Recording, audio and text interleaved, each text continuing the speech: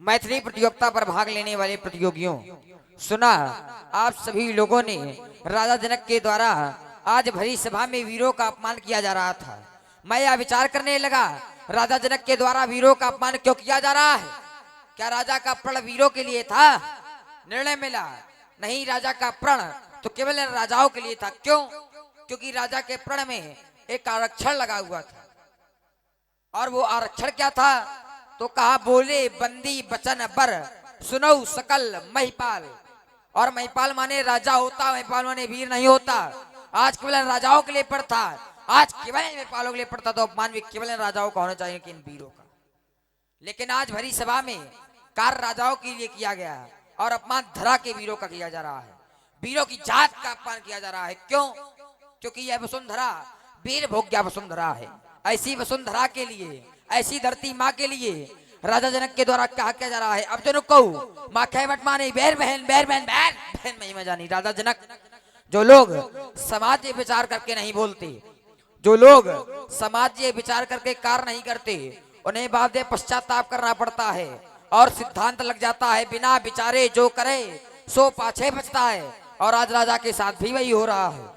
ये राजाओं की नीति है, ये ज्ञानियों की नीति है। हमारा धर्म कहता है कि बेटी का विवाह किया जाए तो कुछ बातों का विशेष ध्यान रखना चाहिए।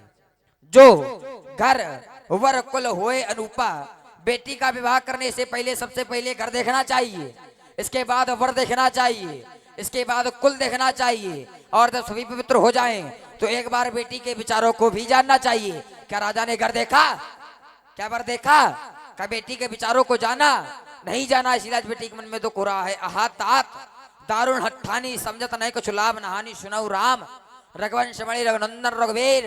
इन अपमानों ने कहा मुझको आदि बैठे राज समाज में जसत कहा दे तस्तस राघव दास की फरकस सिगरी दे मिथिला पद के विषण सुन हृदय विदीर्ण होत कैसे मैं प्रभु कर सके प्रभु को देख दो सच्चे योद्धा, ये सच्चे अपमान नहीं सह सकते हैं, जिनको सुनने की नहीं वो चुप कैसे रह सकते हैं। रघुवीर राम जी के होते अनुचित वाणी कह डाली, ये शब्द हृदय में चुभते पीरों से खाली है। मेरा विचार तो ऐसा है, तौहीन मुझे गवारा है कृपा गुरु के चरणों की बलार प्रताप तुम्हारा है। मान त्याग कर कहता हूँ आदेश, आपका पाऊं मैं सड़ा सच्चे जी का सारा ब्रह्मांड उठाऊं मैं पर कच्चे कड़ी समान। इसे तक मैं फोड़ फाड़ डालू या बरसाती छुरी के तरह तोड़ तार डालू, जल को थल को जल कर दूं ले जाऊं उतार, सितारों को सुर में की तरह पीस डालू पृथ्वी को और पहाड़ों को मिल जाए संकेत तुम्हारा।